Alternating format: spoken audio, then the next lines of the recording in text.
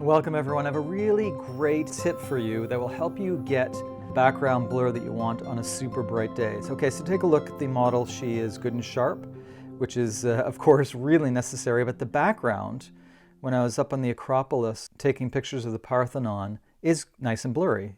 And this is really useful for pictures that have people in them, okay? Because it separates the background from the foreground.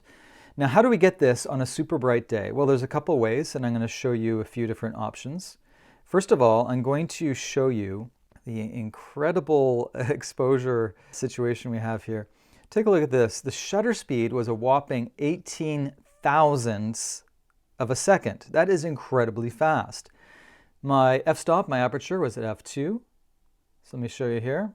And my ISO was at 200.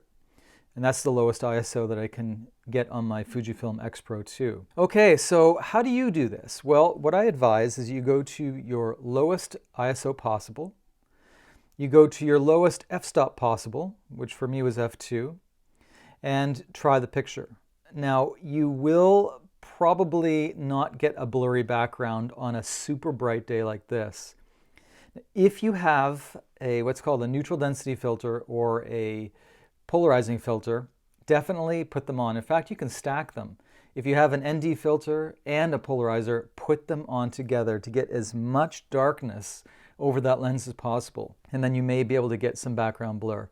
Now, interestingly, for those who have Fujifilm cameras, and I believe Sony allows this as well, I'm not sure, is if you can switch from what's called a mechanical shutter to an electronic shutter, you are able to get the radically fast shutter speeds, for example, that 1/18,000th of a second. So take a look at your camera manual. See if your camera will allow for what's called electronic shutter. And if so, make sure it's activated. And what this does is it bypasses the actual physical shutter. And this is what happened with this shot. I was able to get the picture with a slight blurry background only because my camera allows for an electronic shutter. It's a mirrorless design and it does allow for that.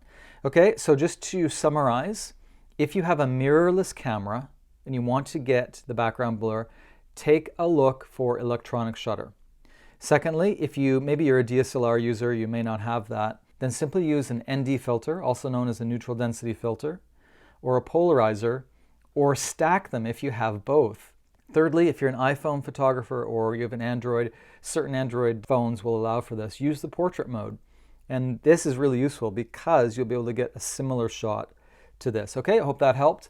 And yeah, so whenever you're in a super bright area like the Parthenon here, it was so incredibly bright that day.